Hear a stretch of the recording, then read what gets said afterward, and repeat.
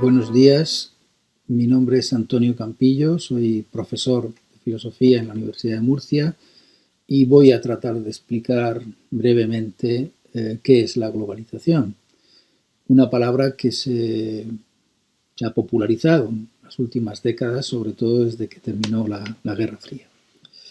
Podemos darle a esta palabra dos significados diferentes, uno más sencillo y más general, y otro más complejo y también más específico.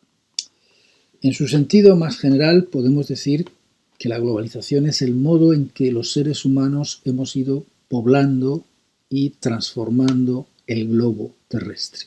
De ahí el término globalización. Un proceso que se ha dado desde que apareció la especie humana sobre la Tierra hace más de 200.000 años. En este sentido amplio, toda la historia humana puede ser entendida como un largo proceso de globalización.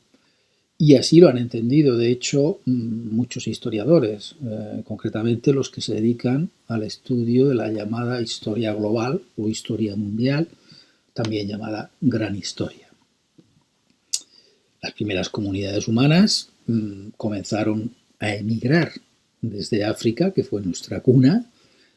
Hace unos 80.000 años empiezan a emigrar y a desplazarse, a extenderse poco a poco por toda la Tierra, desplazándose a pie o bien en barca y adaptándose a todo tipo de ecosistemas, a todos los ecosistemas terrestres. Bosques, montañas, desiertos, orillas del mar. Así se fue produciendo la gran diversidad física, social, cultural de las sociedades humanas, que es la que conocemos hoy, ¿no? Debemos recordar que los seres humanos somos seres constitutivamente migrantes. No tenemos raíces, tenemos pies. El Homo sapiens es un Homo viator. La historia de las sociedades humanas es inseparable de la historia de las migraciones. En una segunda etapa, hace más de 4.000 años, aparecen las primeras sociedades complejas, los primeros imperios agrarios y con ellos las grandes rutas terrestres y marítimas que conectan unos imperios con otros, tanto en América como en Eurasia, incluso entre Eurasia y África. Pero estos imperios, por muy grandes que fueran, como el imperio chino o el imperio romano o los imperios inca, azteca en América, eran como islas relativamente separadas, desconectadas entre sí. Sobre todo los pueblos de América ignoraban a los pueblos de Eurasia y África y viceversa. Fue hace unos 500 años cuando Colón llega a América tratando de abrir una ruta a las Indias. A partir de ese momento los europeos cruzan el Atlántico, recorren todos los mares, construyen imperios ultramarinos y esclavistas, ¿no? Surge todo el comercio de esclavos entre África y América, conectan todos los continentes con redes comerciales y con todo ello surge el capitalismo moderno, que es la primera sociedad mundial de la historia, ¿no? La primera economía mundo, que dice Wallerstein. Bien, y una cuarta etapa, por así decirlo, se inicia después de la Segunda Guerra Mundial, cuando Europa pierde sus últimas colonias, pierde la hegemonía sobre el mundo, surgen nuevas potencias que disputan esa hegemonía. Es el caso de Estados Unidos y la Unión Soviética, surge la Guerra Fría, se inicia la era nuclear y entramos en lo que hoy se llama el Antropoceno, como un nuevo periodo geológico en el que los seres humanos nos hemos convertido en una fuerza geológica capaz de alterar, ¿no?, los ciclos naturales. Es lo que también se llama la gran aceleración de la historia humana. En estas últimas décadas, todos los procesos sociales y ecológicos se disparan en una especie de curva ascendente cada vez más acelerada.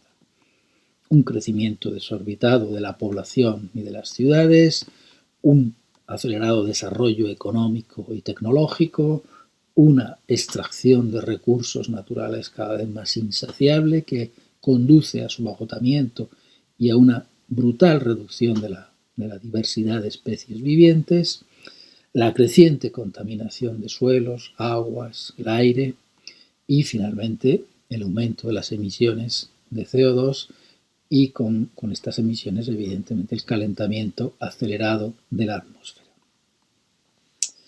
Muchos teóricos y activistas sociales dicen que todo esto no es más que una culminación del capitalismo moderno, una etapa más del capitalismo moderno, y que la palabra globalización es engañosa porque no nombra nada nuevo, sino que sirve simplemente para legitimar lo que sería la fase neoliberal, ¿no?, del capitalismo globalizado. Pero otros teóricos y activistas sociales, entre los que me encuentro, consideramos que precisamente por la gran aceleración de las últimas décadas, el capitalismo moderno ha llegado a su límite histórico y que estamos entrando en un nuevo tipo de sociedad, en una nueva era global, en el sentido ya más específico y también más complejo, ¿no?, de este término, el término globalización.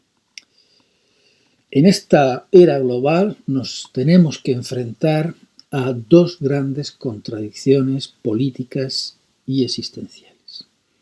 Por un lado, los límites del crecimiento ilimitado, es decir, el choque cada vez más evidente y más traumático entre la aceleración del crecimiento capitalista, completamente irracional, incontrolada, disparatada, y por otro lado los límites biofísicos del planeta Tierra.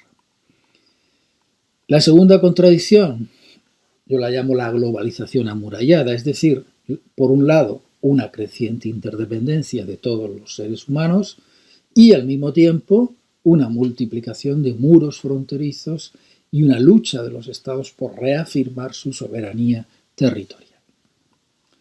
Estas son las dos grandes contradicciones a las que nos enfrentamos. Y la pandemia de COVID-19, que es la primera pandemia global de la historia, la primera que ha afectado al conjunto de la humanidad, ha puesto al descubierto estas dos contradicciones.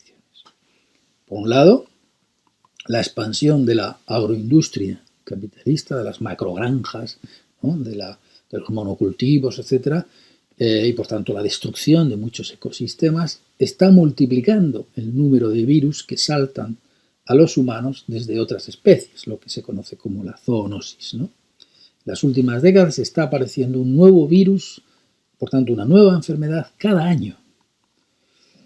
Por otro lado, la interdependencia global, sobre todo por las rutas aéreas, del transporte aéreo, es la que ha facilitado la rápida expansión de este último coronavirus por todo el mundo. Pero los gobiernos no han sido capaces de adoptar una estrategia coordinada de salud pública, sino que han competido entre sí de manera muy irresponsable, ¿no?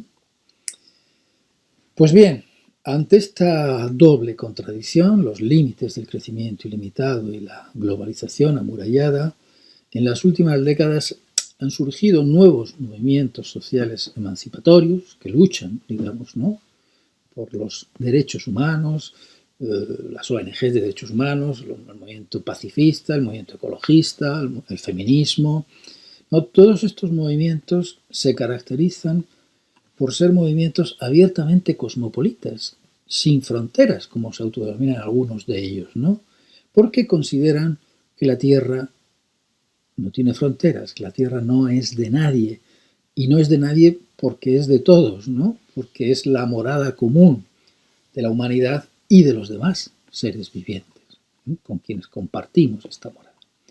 Por eso tenemos la obligación de cuidarla y de preservarla entre todos, no solo por nuestro propio bien, sino también por el bien de las generaciones venideras, de los demás seres vivos y del conjunto del planeta. Por tanto, es urgente que detengamos cuanto antes la aceleración suicida de nuestro sistema tecnoeconómico, que llamamos capitalismo global, que sustituyamos los muros fronterizos por puentes entre los pueblos y que construyamos entre todos una sociedad abiertamente cosmopolita, que sea a la vez sostenible y solidaria. Muchas gracias por su atención.